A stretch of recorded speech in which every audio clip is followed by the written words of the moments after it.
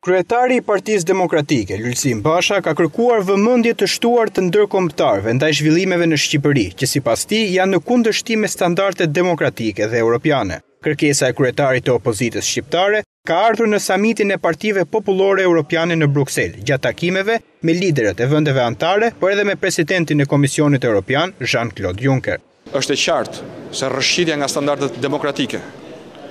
është një alarm i madh edhe për Komisionin e ri Evropian,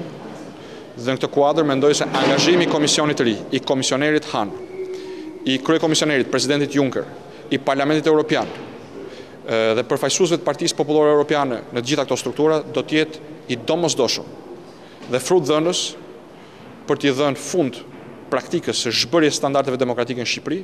si një parakusht për të garantuar ecjen përpara të Shqipërisë në rrugën e integrimit evropian. Zhvillimet politike dhe ekonomike kanë qenë në qendër të diskutimeve në këtë takim, ku lideri i opozitës shqiptare ka theksuar se zhbërja e standardeve demokratike dhe instalimi i praktikave oligarkike ka dëmtuar rënd ekonominë dhe mirëqenien e qytetarëve.